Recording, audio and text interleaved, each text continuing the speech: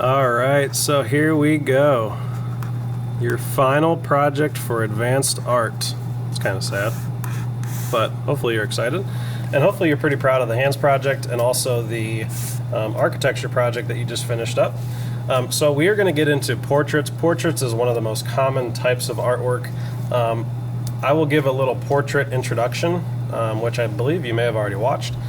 So it's kind of a little slideshow explaining different aspects of portraits, talking about how, you know, before the 1500s, or actually before even the 1800s, everything that was, you wouldn't know what anybody looked like without an artist creating portraits. Okay, so it's pretty cool. It's a pretty powerful piece of art, and it's kind of a lost art form, but when it comes to education and middle school and high school,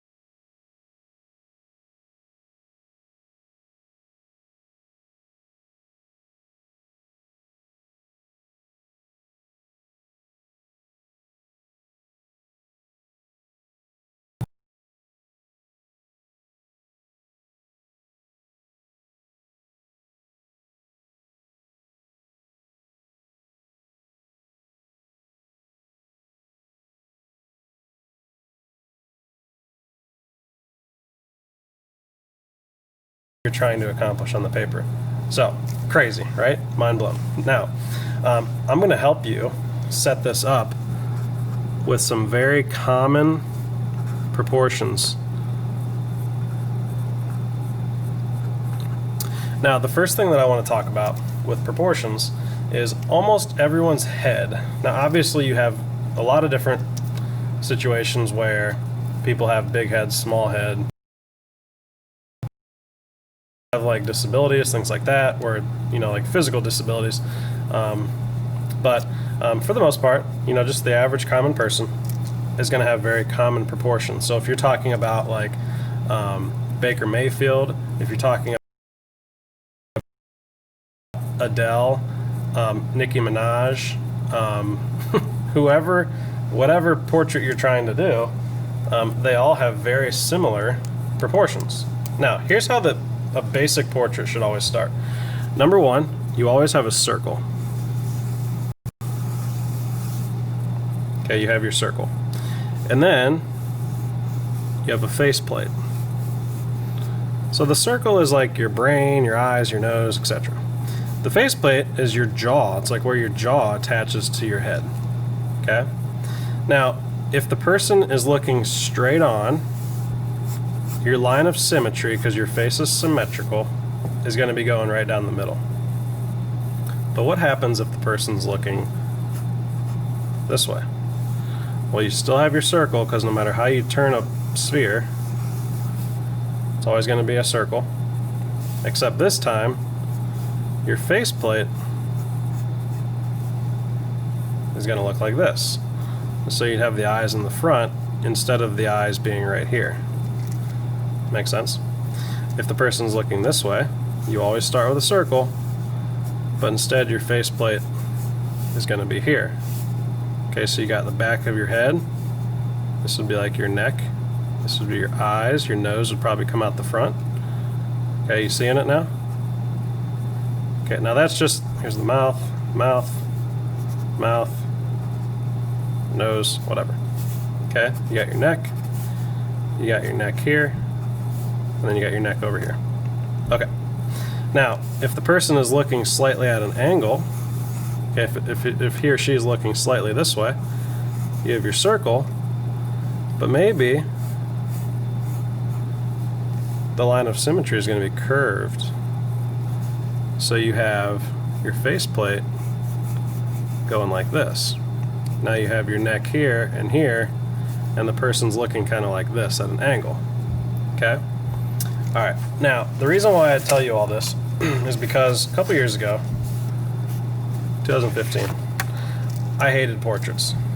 So what I did was, I identified something that I dislike, and I wanted to improve. Number one, I wasn't great at portraits. This is my first 30-minute sketch. So what I did was I took an entire sketchbook, and I told myself, I'm going to do 100 portraits in 100 days. So every day for 100 days, it's about 4 months, I'm going to do a portrait. Okay? So what I did was I timed myself, because I realized that if I try to do a portrait, I'm going to get way too caught up in this, and I'm going to end up spending hours and hours a day on this. So I timed myself. Okay, some of you with time management issues, okay, which is completely normal for an 8th grader, I time myself 30 minutes. So if I have a sketchbook assignment and Mr. Petter is asking me to spend 45 to 60 or even 90 minutes on this, set a timer. Here we go. Okay, so this is my first one. This is my third one. I'm not going to go through all of them. 5th, 6th. This is my 16th one. This is 19. And eventually, I think up to this point, I added 15 minutes. So now these are about 45 minutes. 45 minutes, 45 minutes, 45 minutes. This one was proportionally way off. But I eventually started adding another 15 minutes, so I spent an hour moving forward. Okay, I think I started using a different medium too. I started using some charcoal. Okay, which turns out kind of cool. But as you can see, the portraits slowly started to get better. This one I just decided to do with a pen. So, like I said, put a timer up, 60 minutes with a Bic pen. And you can see, and obviously I added a little bit of time, but you can see how much improvement there was just by being persistent, continuously practicing, and the portraits really just started to come together. Okay, so then this is the most recent one that I've done. Patrick Mahomes. Obviously I used some colored pencil here. This one, honestly, realistically, probably took 3 hours. So, the point of that is every portrait starts out with common proportions. They all started out with a circle and a faceplate. And you just need to figure out the direction that the person's looking. So let's kind of start over on a fresh page. And here is your assignment. What I want you to do, and this is pretty simple, I want you to start out creating a circle. Now notice I'm just sketching. Okay, it doesn't have to be perfect. Eventually you're going to get something that's pretty circular. And what I want you to do is I want you to draw a circle. And I want you to draw a straight line right down the middle. I don't really care how far the line goes. And that is your line of symmetry. Then what you're going to do is right where the edges of your circles end, you're going to lightly sketch an oval. And it's going to be your faceplate. Okay, circle, faceplate, circle, faceplate. Every portrait, circle, symmetry, faceplate. Okay, so everyone. What you're going to do from here is you're going to take the bottom, and this is every portrait, unless they're looking up or down, which would be kind of tough. Bottom, top. You're going to divide this in half. Could you use a ruler? Sure. You could use a ruler if you really wanted to. Divide it in half, whatever. So let's say this is, and if I was doing like a real deal portrait sketch, 6 1/2, so 3 1/4. Okay, divide this in half.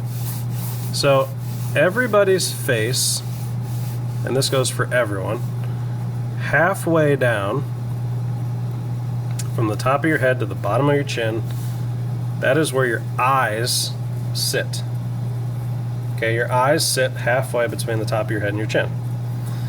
Halfway between your eyes and your chin, which is usually right about where this circle ends, right here. Anybody guess which one this is? That is where your nose is going to sit. And then slightly above halfway, that is where your mouth is going to sit. Okay? Now, here's how this works. Your ears start where your eyes sit. They come out from your head. Now, the shape of the ears is dependent on the person. So your ears start where your eyes start, and they end where your nose starts. And that goes for both sides, pretty symmetrical. Sometimes people like myself have different shaped ears, so I'm sure everybody's going to make fun of me now that I said that. For the most part it's symmetrical, but sometimes it's a little bit different. That's what makes people unique and what's going to make your drawing look like people.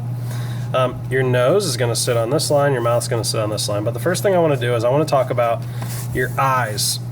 So if I take from this point, and I divide it in half, or if I basically just measure it, it's 110. So I would need to divide that by 5. Okay, so it's going to be, I don't know, like here, here, here, here, here, somewhere in this range. Okay, you divide it by 5. So what that means is your head, everybody's head, is about 5 eyes wide. Okay, now some of you might be laughing at all these different proportions, but this is true. Most people's heads are 5 eyes wide. So pretty much the standard, people's eyes are about 5 eyes wide. So your eyes are going to sit somewhere around here. Now obviously you have like different eyelids, things like that. But this is where your eyes sit. So you have your iris, which is the colored part. Inside your iris is the pupil. Okay, so I'm just going to put that there to show you. It's kind of creepy right now. I know, it kind of looks like an alien. So from here, this is kind of cool. If you draw a straight line down from the tear ducts, okay, so this part right here, if you draw a straight line down from the inside corners of your eyes, that is typically how wide your nose is. Pretty cool. So that's typically how wide your nose is. If you draw a straight line down from your pupil, this is typically how wide your mouth is. Okay? Still looks pretty creepy. Now, if you take from your eyes to the top of your head and you go slightly above halfway, this is your hairline. And as you get older as a male, your hairline's going to go this way. That's kind of a joke, but also kind of serious. So some people's hairline's a little bit higher up. But if you're a female, you know, obviously your hairline's going to be somewhere in this range. And you're going to have hair, you know, going, usually girls' hair is longer. Not always, but sometimes. If you're a male, sometimes like you have this shorter hair here.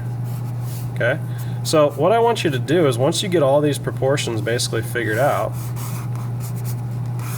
I want you to, I was going to try to do my hair. I want you to just have a little bit of fun with this. Oh, here's Mr. Petter's hair. We'll just do this. Okay, so I want you to just have a little bit of fun, and I want you to try to finish this portrait without looking at any reference, and you're just going to try to make it look like a realistic human being. Okay, so you have like your eyebrows up here, okay, which you can shade in.